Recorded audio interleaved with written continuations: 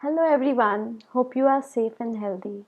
My name is Ashi Maurya. I am a student of Ahmedabad University and this video is an assignment for my Com 109 class in which I will be talking about one of the readings from my social and political sciences class based on the theme exoticization.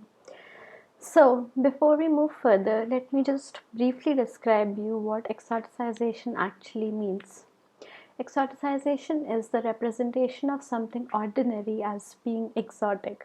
The act of romanticizing elements of something like culture that is foreign to oneself.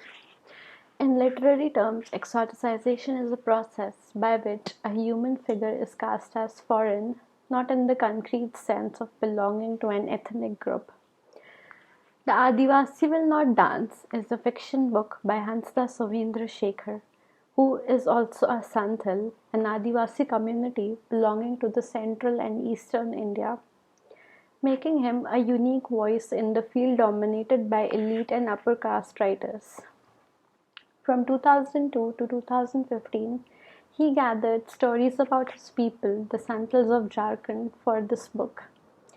The story mainly depicts the life of Santals from the Jharkhand region, constantly struggling to live their life with dignity in the mineral-rich land that a corporation takes over. This story deals with very heavy themes such as sexual abuse, state-sponsored exploitation, cultural genocide, and environmental degradation. The characters in this may or may not be real, but the issues, the violence, and the treatment depicted in this fiction are surely relevant to our times, as the ideologies of state have the potential to be a major threat to the democratic and diverse fabric of the Indian society. This book was also banned by the Jharkhand government with the claim that it is portraying women in a wrong way.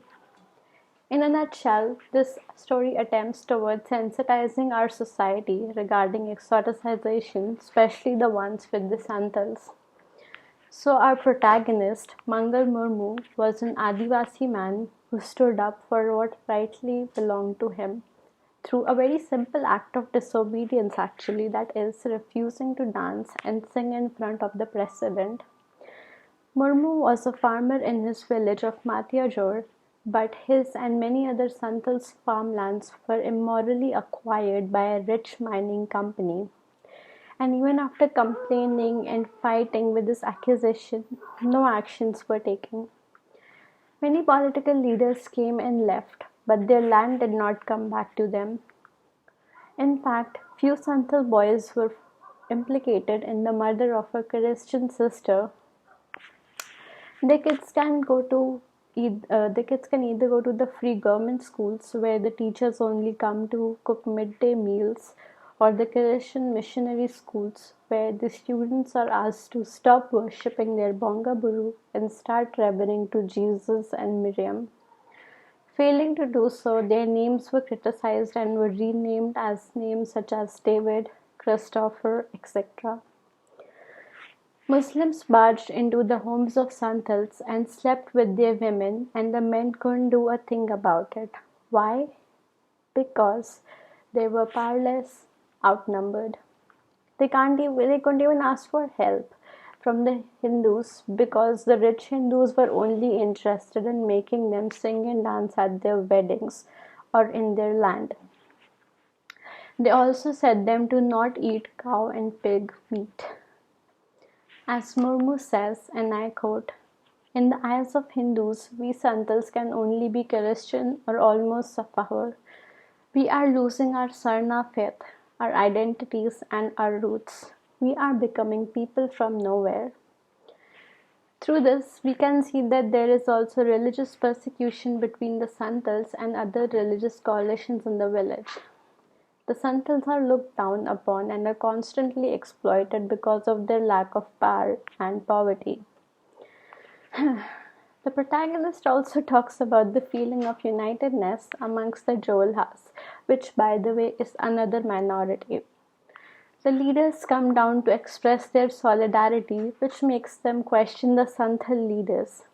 Murmu says, "Sometimes I wonder who the Alpasankhyak minority is here.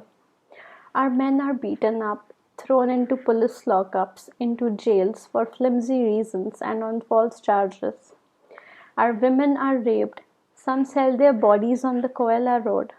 Most of us are fleeing our places of birth. How united are we? Where are our Santhal leaders? There are no shouters, no powerful voices amongst us.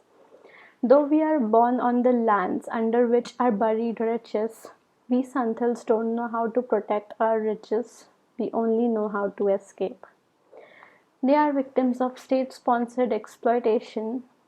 Because of their ethnicity, the Santals face charges for crimes they didn't commit. Their women were physically abused and they couldn't do anything about it because there was no one to support them. They were outnumbered because many of them fled their village and they lacked a powerful voice. Momo says, we Santals can sing and dance and we are good at our art. Yet, what has our art given us? Displacement, tuberculosis. Our music, our dance, our songs are sacred to us Santals, but hunger and poverty has driven to sell us what is sacred to us. This shows the cultural genocidation of the Santals, sometimes, which means sometimes what happens is something that means so much to someone gets destroyed because of the poverty and the idea of exoticization. At last, I would like to throw light on the quote that sums up the entire situation of Santals. We will sing and dance before you, but tell us, do we have a reason to be happy? You will now start building the power plant, but this power plant will end us all the Adivasis. These men sitting beside you have told you that this power plant will change our fortunes. But the same men have forced us out of their homes and villages.